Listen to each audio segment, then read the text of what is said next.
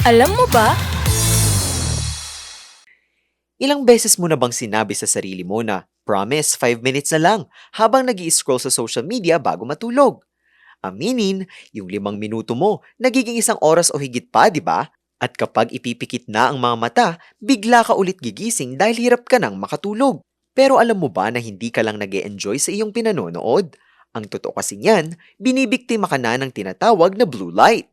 Ito ang matingkad na ilaw na nagmumula sa ating mga smartphones, laptops at telebisyon. Pero ano nga ba ang kinalaman nito sa iyong pagtulog? Sa loob ng ating utak, may tinatawag na pineal gland. Ang maliit na gland na ito ang responsable sa paglabas ng melatonin o ang tinatawag na sleep hormone. Ang melatonin ang nagsasabi sa katawan natin na gabi na, oras na para mag-relax at dapat na tayong matulog. Ang problema, ang blue light ay may parehong wavelength ng liwanag ng araw sa umaga. Kaya sa tuwing nakatitig tayo sa ating mga gadget bago matulog, niloloko natin ang ating utak. Akala ng iyong pineal gland, umaga pa rin dahil sa tindi ng liwanag na natatanggap ng iyong mata.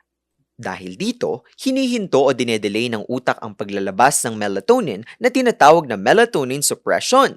Ang resulta, hindi lang insomnia o hirap sa pagtulog, kundi ang pagkasira rin ng iyong circadian rhythm o body clock na maaaring magdulot ng pagkabawas ng focus sa trabaho o school, pagiging irritable, at mas mataas na risk ng depression at anxiety sa long run. Kaya naman, ipinapayo ng mga eksperto na itigil ang paggamit ng gadgets kahit 1 oras man lang bago matulog. At kung hindi mo naman ito maiwasan, siguraduhing nakabukas ang night mode o blue light filter ng iyong device upang mabawasan ang tindi ng ilaw na tatama sa iyong mata. May trivia ba kayong nais malaman? I-comment na yan at ito ay aming aalamin. Ngayon, alam mo na!